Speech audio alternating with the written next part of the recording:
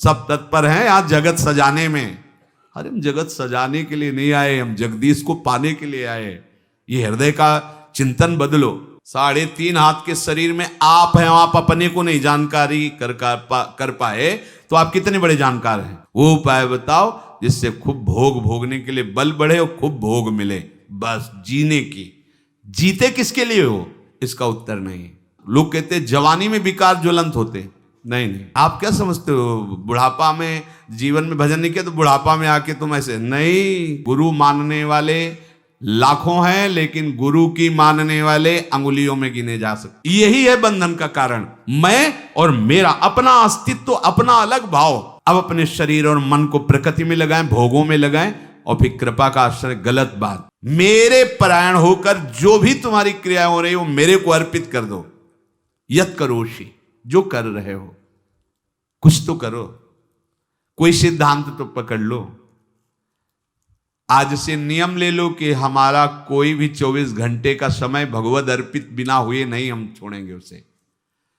अगर शयन में जा रहे हैं तो जागृत का पूरा हिसाब प्रभु के चरणों में दीजिए, और शयन के बाद जब जगिए तो पूरा शयन दीजिए प्रभु को। प्रभु 10 बजे सोए थे और अभी 1 बजे 2 बजे जो जगे, तो प्रभु ये समय आपके चरणों में समर्पित है।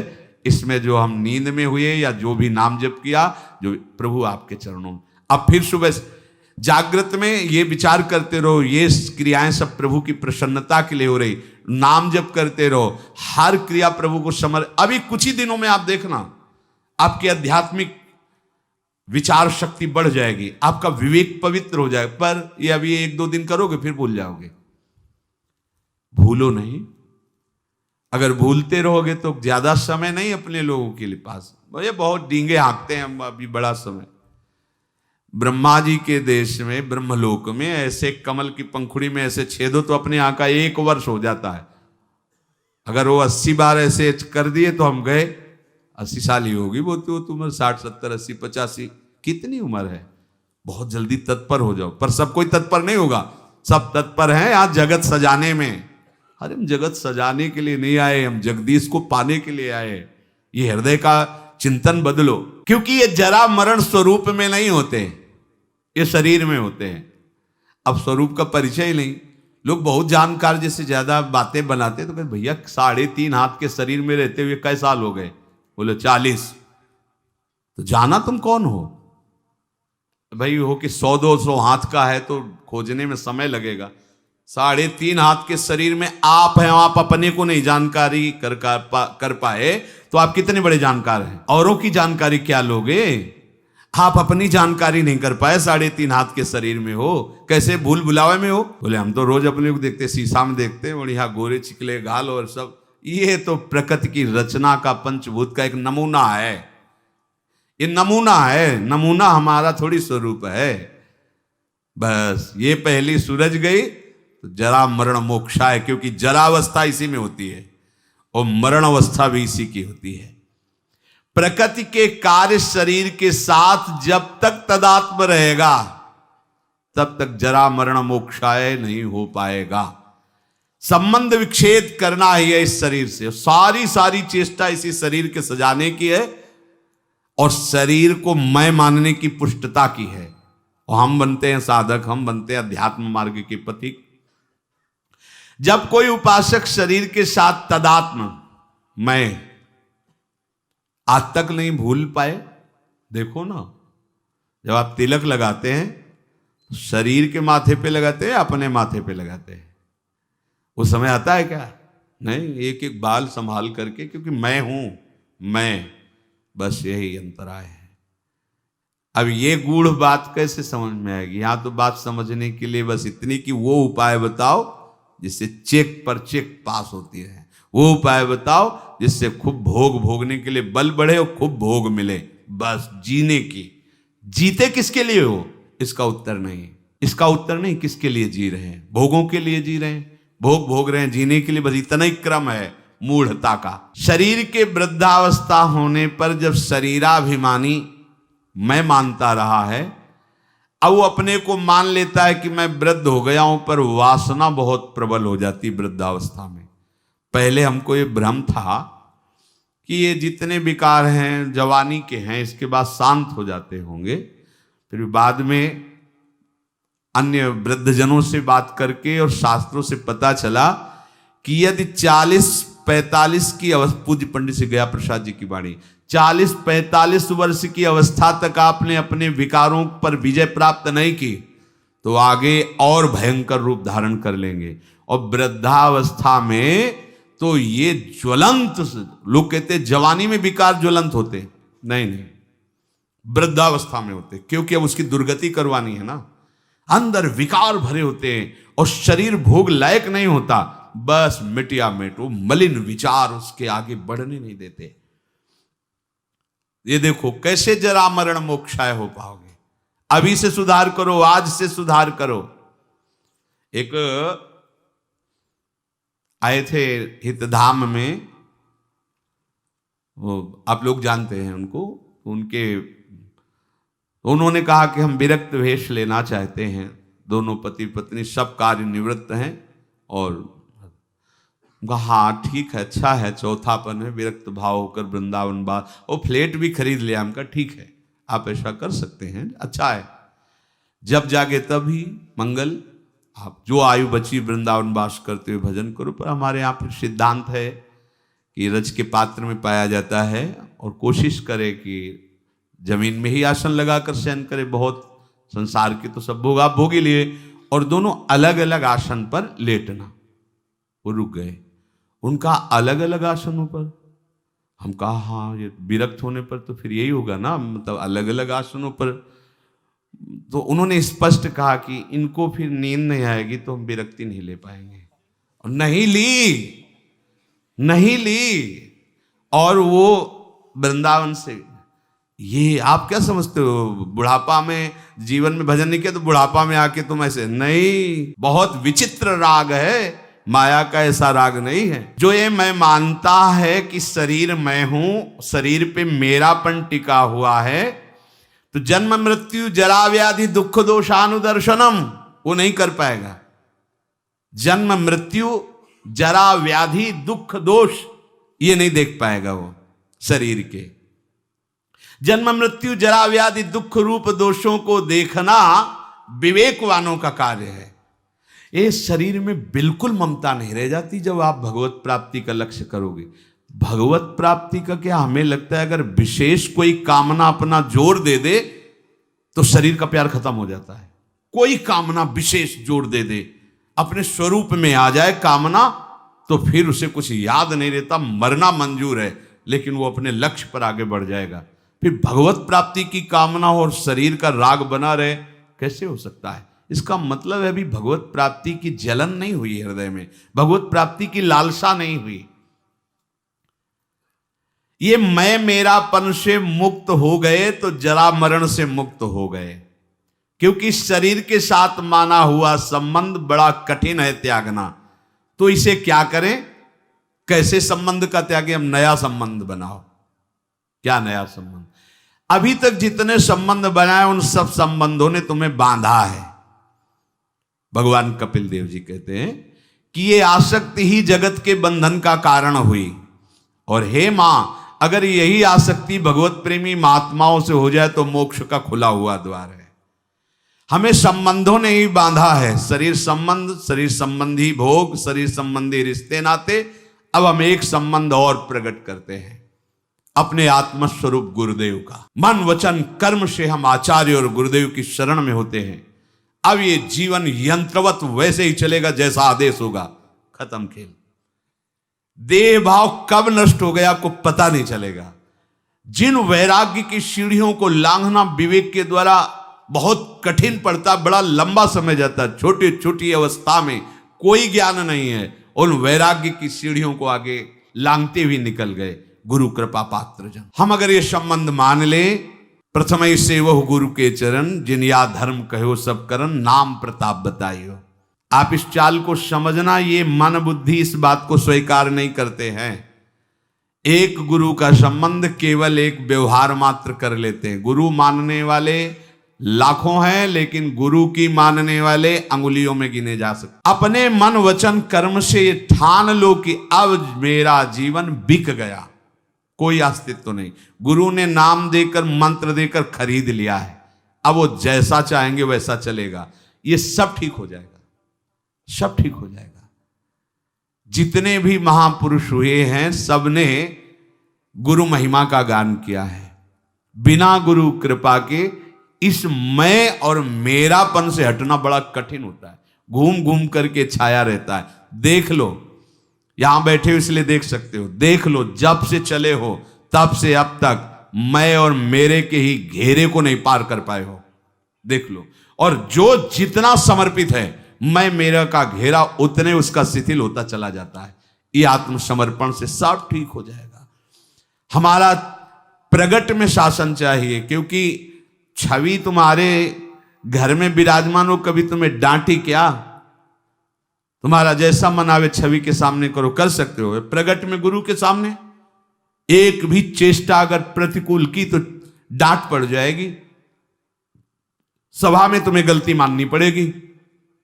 लेकिन छवि के सामने यद्यपि वो वहीं भी विराजमान है, पर आपकी वृत्ति सुधरने के लिए छवि से काम नहीं चलेगा। प्रगट में चाहिए जो हमें दुलार भी करे और हमें शासन भी करे, और हम यंत्रवत चले, बस भगवत प्राप्ति हो गई। ऐसा ना होता तो भगवान श्री कृष्णचंद्र जो नीचे बैठते हैं, संदीपनी जी ऊपर बैठते हैं। संदीपनी जी कौन है? बोले भगवान के गुरु हैं। क्या पढ़ा रहे हैं? बोले वेद पढ़ा रहे हैं। वेद कौन है? बोले भगवान के श्वासों से निकले हैं। जाकी श्वास वेद श्रुति चारी, सो हरि पढ़े ये अचरज भारी। संदीपनी जी के गुरुदेव भगवान कुछ समय के लिए विक्षिप्त का स्वांग किया, पागल जैसे। जितने शिष्य थे सब भाग खड़े हुए हैं, लवशंका फेंक रहे हैं, थूक रहे हैं, मार रहे हैं, ऐसा मानो पागल हो गए। ऐसा काफी समय तक ये उन्माद स्थिति रही उनकी। एक दिन शांत भाव में हुए तो देखा संदीपनी जी ही केवल पास में, तो उनका बेटा और सब कहां गए? बोले गुरुजी वो तो अपने घर चले गए। क्यों? क्योंकि आपकी चेष्टा ऐसी प्रतिकूल होती थी, मारना, थूकना, पेशाब फेंक देना, ऐसा, तो लोग तो सब और तुम क्यों नहीं गए? बोले गुरुजी फिर आपको भोग कौन लगाता, आपका स्नान कौन कराता, बस। तो क्या हमारी प्रतिकूल चेष्टा तुम्हारे प्रति नहीं हुई? गुरुजी अब हमारा जीवन ही नहीं है, वो जीवन तो आपका जीवन है। अब जैसा आप हो, तो हमें कुछ इसलिए बुरा नहीं लगा कि ना मेरा तन है, ना मेरा मन है, ना मेरा प्राण है, हमने तो आपके चरणों में समर्पित कर दिया। अब आप चाहे मारो या दुलार करो, इससे मुझे कोई मतलब नहीं, क्योंकि ये जीवन आपका है। आंसू आ गए गुरुदेव के, हृदय से लगाए। और बेटा, जिस परब्रह्म की उपासना हमने की, उपासना के बल से जिसका साक्षात्कार किया, वही ब्रह्म तुम्हारा शिष्य बनेगा करके। वही संदीपनी जी ऊंचे आसन पर बैठे और जगत गुरु भगवान श्री कृष्ण हाथ जोड़े नीचे बैठे, उनकी आज्ञा का पालन कर रहे हैं। चाहे शिव विरंच सम होई, गुरु बिनु भवनिधि तरे न कोई। क्यों? क्योंकि ज्ञान हो सकता है तुम्हें, चतुराई आ सकती है तुम में, लेकिन अहम की वृत्ति का नाश समर्पण से ही होता है। वो जब समर्पित हो गए, अब जैसे कह रहे हो वैसे हम चल रहे हैं, हम तो कुछ कर नहीं रहे, जो करवा रहे हैं, जैसे चला रहे हैं। अहम खत्म, दैन्यता, तो मैं मेरापन गया।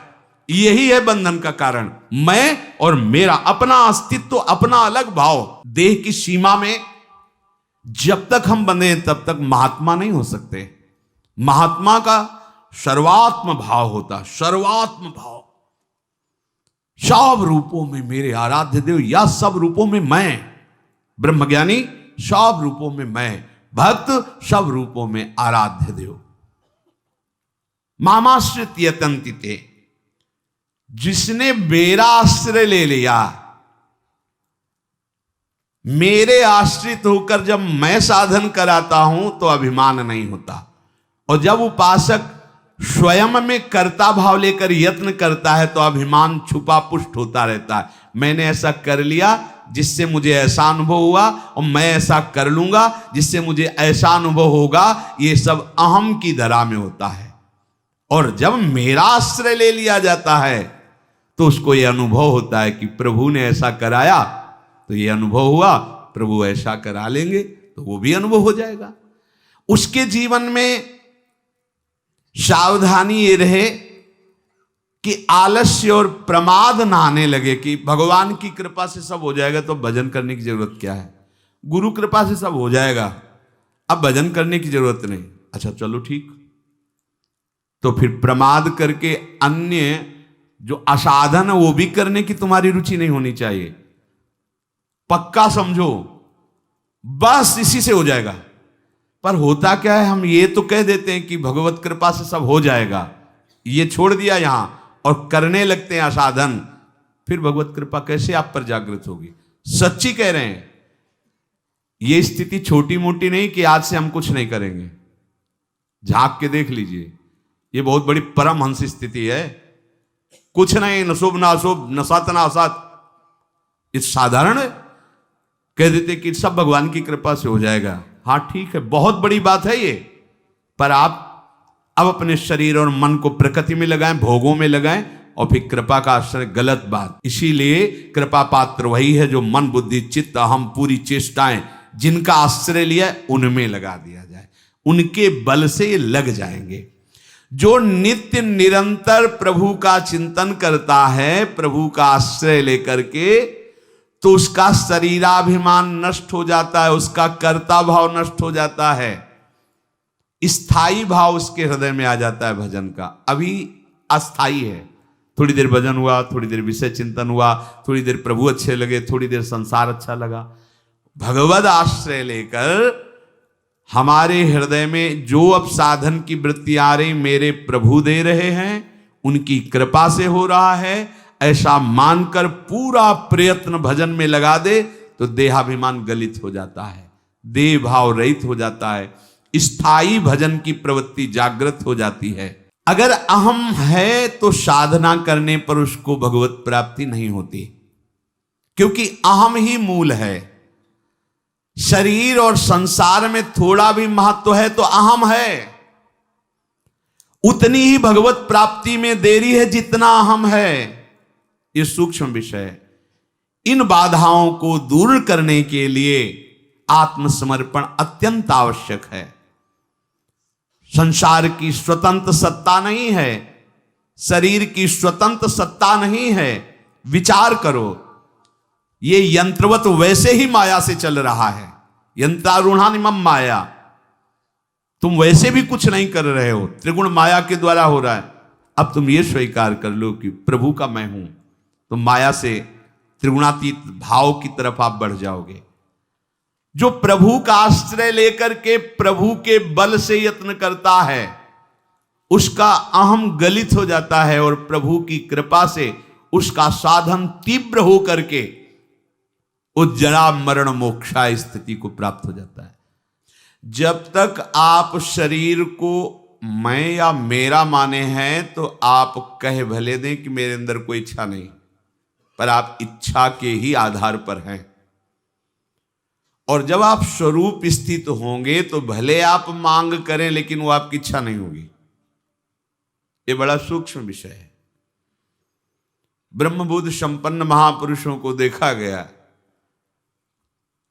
श्री परमहंस रामकृष्ण देव जी सत्संग बीच में बोले, थोड़ा सा पकोड़ा लाओ फिर सत्संग करेंगे, हुक्का लाओ। विवेकानंद जी कभी कभी प्रार्थना करते, भगवान सत्संग के बीच में तुम क्या जानो। इच्छा रहित महापुरुषों की इच्छा सहित चेष्टा देखने पर भी वो इच्छा रहित है। देह भाव से युक्त इच्छा रहित कहने पर भी वो इच्छा सहित ही है। वो जानता नहीं है, उसकी अभी सूक्ष्म विवेक शक्ति जागृत नहीं हुई जिससे वो जान पाए। स्वरूप में कभी कोई इच्छा ना थी, ना है, न रहेगी, और देह भाव में कभी इच्छा रहित तो हुआ ही नहीं जा सकता, बनी ही रहेगी इच्छाएं। इच्छाओं का मोड़ कर दिया जाए, इच्छा की धारा को बदल दिया जाए। प्रभु की प्राप्ति की इच्छा, ये महापुण्य हो गया, ये बड़ी लाभ की बात हो गई। पर ये बिरले की ही हृदय में जागृत होती है, नहीं तो सर्वभूतानि सम्मोहम, ये सब मोहित केवल इच्छाओं से ही हो रहे हैं, ये मिल जाए, ये मिल जाए, ये कार्य बन जाए, ऐसा हो जाए, वैसा हो, पूरा जीवन। कोई बिरला बिरला जो सत्संगी है, महानुभाव का सेवन करता है। यो महानुभाव सेवते कस्तरति कस्तरति मायाम। कौन तरता है इस माया से, कौन तरता है? यो संगः त्यजति, जो विषयी पुरुषों का संग त्याग देता है। यो महानुभाव सेवते, जो महापुरुषों का संग स्वीकार करता है। महापुरुषों का संगी ही वो बिरला होता है जिसके हृदय में ये इच्छा जागृत हो जाती है। आशास्य दास्यम वृषभानुजायास तीरे समध्यास्च भानुजाया कदानु वृंदावन कुंजवी थी स्वहम नु राधे हृतिर्भवेयम।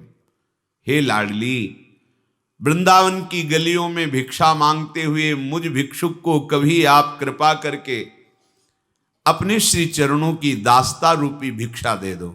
यही आशा लगाए आपकी कृपा से हम वृंदावन की रज का सेवन कर रहे हैं।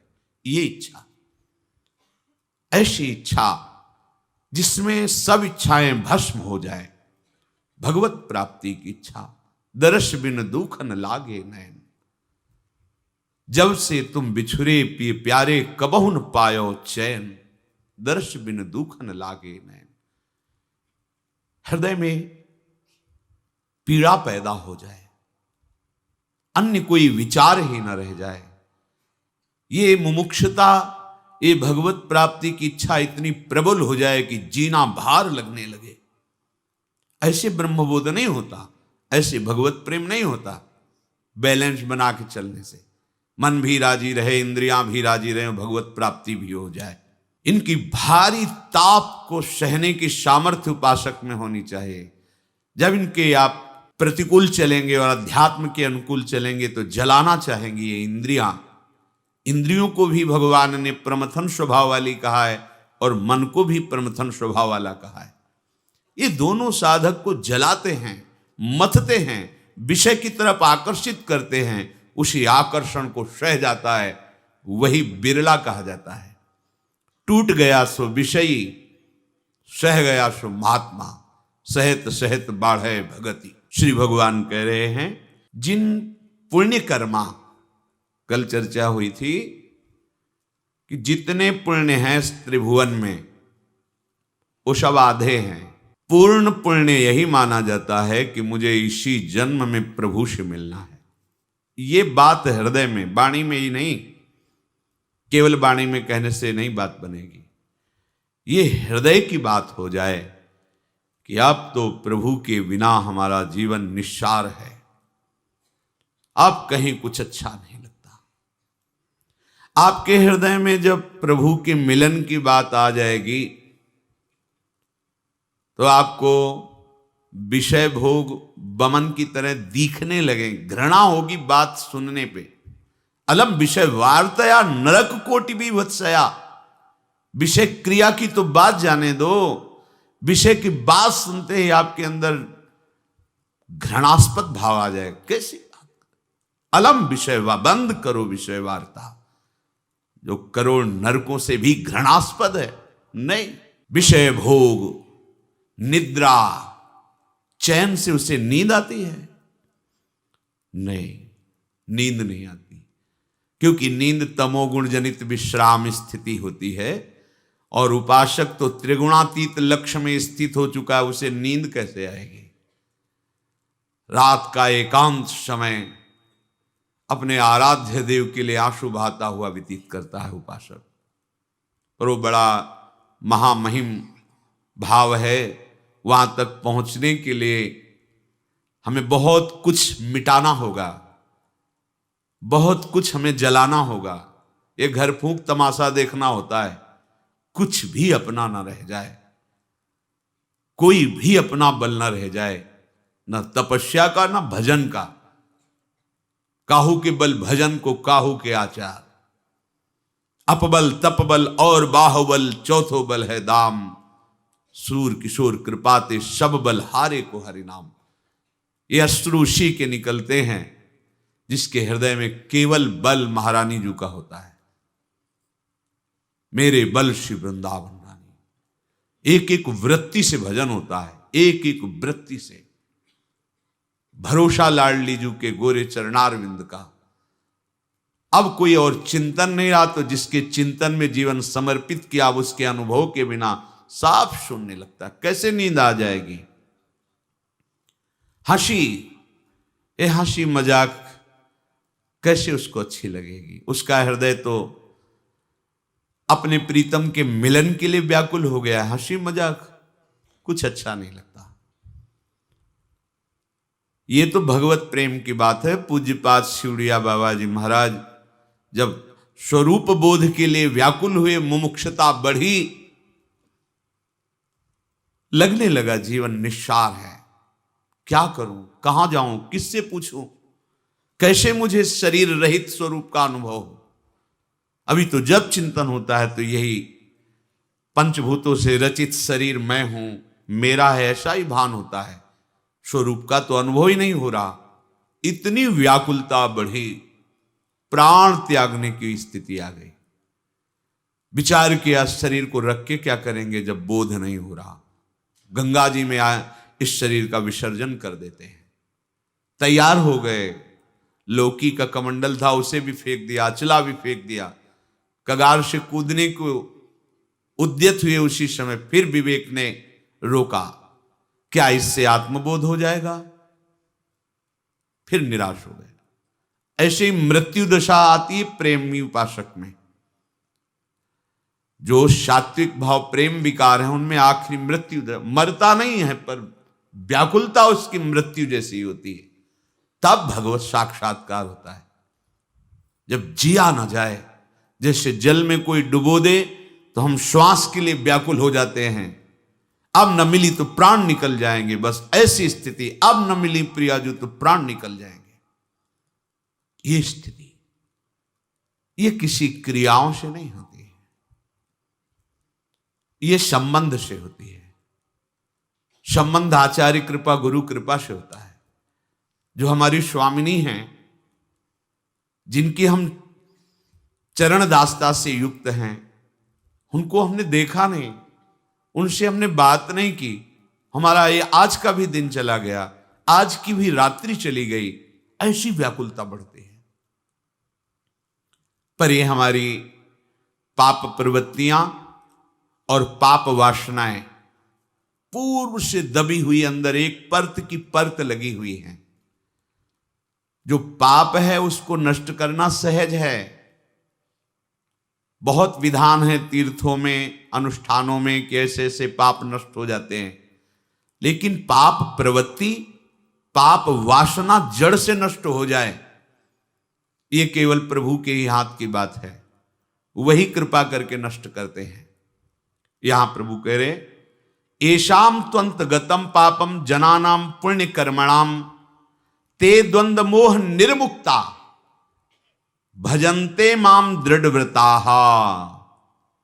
दृढ़ व्रत लेकर के जो मेरा भजन करते हैं वो द्वंद्वों से मुक्त हो जाते हैं, या जो द्वंद्वों से मुक्त हो गए वही दृढ़ता पूर्वक मेरा भजन करते हैं। जो भजन मार्ग में जब चला जाता है तो हमारा हृदय ही हमारे प्रतिकूल होने लगता है, दूसरे की क्या कहे। क्योंकि बहुत जन्मों से ये संसार में राजी रहा है, चार मित्र हों, हंसी मजाक की बातें हों, इंद्रियों के अनुकूल भोग मिलता रहे, शरीर स्वस्थ रहता, जो हम इच्छा करें वो हमें प्राप्त होता, बस यही जीवन का परम लाभ मिलता। यदि ऐसा हो जाता, सबकी इच्छा यही रहती है, हर शरीरधारी की यही इच्छाएं रहती है। उपासक इन्हीं इच्छाओं का मर्दन कर देता है। हमें किसी क्रिया का फल नहीं चाहिए, हमें किसी क्रिया की पूर्णता नहीं चाहिए। ये आगे चलकर समझ में आएगी आपको बात। हमें किसी क्रियाओं से कोई लेना देना नहीं। जब इस शरीर से नहीं तो इस शरीर की क्रियाओं से क्या लेना देना है। पर ये थोड़ा अध्यात्म की ऊंचाई की बात, इसलिए आपको समझ में नहीं आएगी। जब तक देहाभिमान है तब तक वो जिद बनी रहेगी, हमें एक क्रिया करना है, इस क्रिया का ऐसा, और ये क्रिया संपूर्ण हो जानी चाहिए। नहीं, सुख दुखे समान भाव, लाभ हानि समान भाव, पूर्णता अपूर्णता समान भाव, जय पराजय समान भाव, यह हमारा अध्यात्म मार्ग है। दुख सुखे समय कृत्वा लाभा लाभो जया जयऊ, लाभ हो या हानि, पूर्ण हो या पूर्णता, जय हो या पराजय, सुख हो या दुख, हमको इन क्रियाओं से कोई लेना देना नहीं। बस आज्ञा पालन करते हुए समय हम व्यतीत कर रहे हैं। हम क्रिया के फल स्वरूप कुछ नहीं चाहते। शरीर से असत क्रियाएं ना हो इसलिए सत्क्रियाएं हो रही। हम प्रभु के संबंधी हैं, बस उस संबंध का जागरण हो जाए, स्वीकृति हो जाए और संबंधी मिल जाए, यही जीवन का परम लाभ है। हमारे संबंधी हैं प्रिया प्रीतम श्यामा श्याम। हमारा सिद्ध संबंध है, किसी के करने कराने से नहीं है। हमारा सिद्ध संबंध प्रियालाल से है। बस उसी की स्वीकृति का सारा खेल है। उनकी स्वीकृति हमारे हृदय में ऐसे हो जाए कि अन्य स्वीकृतियां सब नष्ट हो जाए। हम करना चाहते हैं स्वीकृति, पर अन्य स्वीकृतियां मिटाना नहीं चाहते। बातें है, हम मीरा जी की तरह कहना चाहते हैं मेरे तो गिरधर गोपाल, लेकिन मीरा जी की तरह अन्य संबंधों को मिटाना नहीं चाहते। दूसरों न कोई, देख लीजिए, ये शरीर भी मेरा नहीं है, मन भी मेरा, दूसरों न कोई, मेरे तो गिरधर गोपाल, दूसरों न कोई, न कोई दूसरों। बहुत सूक्ष्म विषय है। स्थूल दृष्टि से देखो तो दूसरों न कोई, सूक्ष्म दृष्टि से देखो तो दूसरों न कोई, मेरे तो गिरधर गोपाल। ये जब तक पाप वासना पाप प्रवृत्ति, तब तक ये बात नहीं आती, वाणी से भले बोलते रहे। ये जो द्वंद्व हैं, लाभ हानि, सुख दुख, पूर्णता अपूर्णता, जय पराजय, इन्हीं पर हमारी दृष्टि रहती है। द्वंद्व मोह निर्मुक्ता तब भजनते माम दृढ़व्रता, तब दृढ़ व्रत होता, स्वयं भजन चलता है। जैसे धड़कन चल रही है ऐसे भजन चलता है, फिर भजन करना नहीं पड़ता। ये क्रियापूर्ण, ये क्रियापूर्ण, ये क्रियापूर्ण, हमारी बहिर्मुख वृत्ति रहती है। देखो अंदर, ये उपासना की चढ़ाई की बात है। प्रारंभिक में तो गोली डंडा भी बनाता है विद्यार्थी तो शाबाशी दी जाती है, लेकिन पूर्णता की तरफ जब गति, तो फिर उसी को डांटा जाता है। कब तक बनाता रहेगा गोली डंडा, कब तक इतना ही चलता रहेगा? आगे बढ़, आगे बढ़ना, बहिर्मुखता का त्याग करके अंतर्मुख होना। सर्वात्मना न विसृजेत बहिरिंद्रियाणि, एकश्चरण राश्चित्त मनन्ते से युंजीत तद वृत्तिषु साधुश्चेत प्रसंगः। जिनके संग से भगवत प्रसंग का, श्रवणेन्द्रिय में अमृत पान करने का सौभाग्य मिलता, बस केवल उन्हीं महत्पुरुषों का संग। नहीं तो एकश्चरण, अंदर अकेला विचरे, अंदर अकेला अर्थात केवल प्रभु को लेकर चिंतन चलता रहे। हम अकेला विचरने का मतलब शरीर को लेकर समझते हैं। शरीर को ले लिया तो अकेला कहां हुआ, पूरा प्रपंच हो गया, सारा संसार यही है। प्रायः अध्यात्म की सूक्ष्मता को न जानने के कारण साधक शरीर को लेकर ही विचरता रहता है। ध्यान दीजिएगा, 24 घंटे में 1 मिनट भी शरीर का विस्मरण नहीं करते आप। वो नींद में, सुषुप्ति में हो जाए, गाढ़ अवस्था में तो बात अलग है, नहीं हर समय बहिर्मुख वृत्ति से इसी शरीर की क्रिया, शरीर का चिंतन। आराध्य देव की ऐसी स्मृति जिसमें अंतर्मुक्ता की गाढ़ स्थिति, शरीर का विस्मरण, अब आई है अध्यात्म की रंग वृत्ति। क्योंकि द्वंद्व से मुक्त हुआ, मोह से मुक्त हुआ उपासक निरंतर भगवदाकार वृत्ति रहती है। सभा में बैठा हो या शरीर किसी एकांत गुफा में बैठा हो, कार्यरत हो या क्रिया रहित हो, उससे कोई फर्क नहीं पड़ता।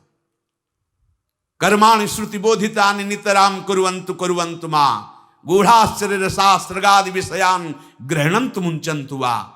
निर्विषय होकर बैठा हो या विषय सेवन कर रहा हो, शास्त्र सम्मत कार्यों में रत हो या क्रिया रहित हो, कोई फर्क नहीं पड़ता।